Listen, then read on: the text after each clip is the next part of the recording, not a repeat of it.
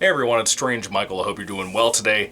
I have another black and white horror movie review for you from this 50 Classic Horror Movies box set from Mill Creek Entertainment that I've been watching a little bit of recently. I've been doing a lot of reviews out of this.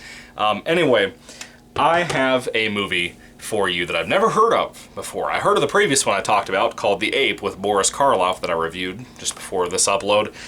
This one is called The Monster Maker, and it came out in 1944. It's about an hour long. Once again, a lot of these old public domain movies in this box set are about an hour long.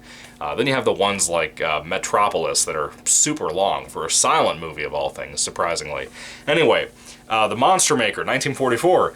What is this movie about? Really, it's just, it starts off with a piano recital, like a concert, right? There's a man playing there, and he happens to have an older daughter as well. And there's a fellow that's a doctor that's doing some pretty horrific experiments outside of this concert that he enjoyed so much. And he comes to the recital, and he goes inside and talks to the doctor. And he happens to have a very interesting appreciation, infatuation for the doctor, for the musician's daughter. And she keeps rejecting his advances. She doesn't want anything to do with him. And the doctor, or the, excuse me, I keep getting everybody mixed up. The musician is getting a little flustered with this guy, and he happens to go talk to the doctor who's doing these horrific experiments and tells him, like, leave my daughter alone. Well, the doctor gets pissed off, and him being a mad scientist, he injects that musician, the father, with a particular serum, type of thing that he's been experimenting with. And it starts to cause him not to be able to play the piano anymore, so he can't really earn a living. And it seems like he starts to go a little bit insane, and some things start to happen to him physically that I don't want to really get into too much. I want to tell you this. I was interested in the premise, and I figured it would be a very not-so-hefty plot-wise story. And it's not, but it's also not satisfying. It's also not super engaging, really, after like the first 20 minutes of the movie. I don't know. It just kind of lost me after a while. I got pretty bored pretty fast with this one, unlike The Ape with Boris Karloff that I just reviewed, where that one kept being really solid until about halfway through, which, mind you, with these movies only being an hour long, that's only about a half an hour, and then I'm bored with it. I don't know. It's kind of a sad situation, frankly, that it dropped in interest so quick, in my opinion.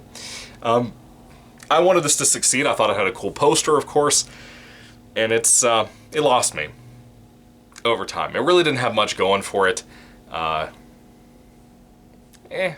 The ending is a little bit of an intriguing thing. I enjoyed the ending, I think. I wouldn't call it satisfying, but I enjoyed it. It is what it is. A little wild, a little bit over the top.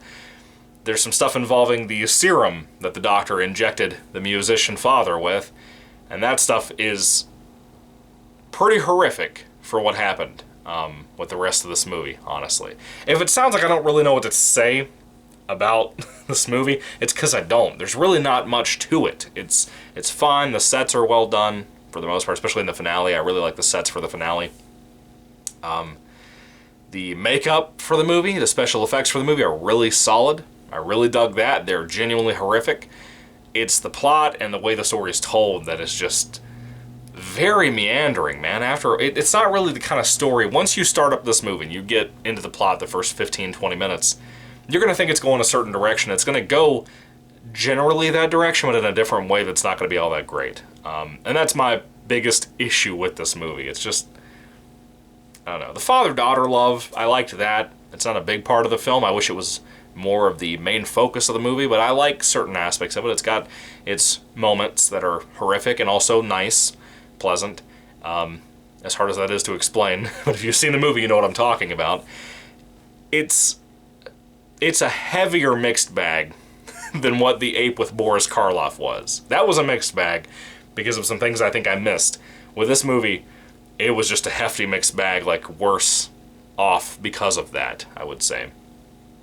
It's a sad situation. I was hoping for this to be really good. I was hoping for this to be the best I'd watched this week to review for the channel, but it was not. It was not. Yeah. So, when it comes to...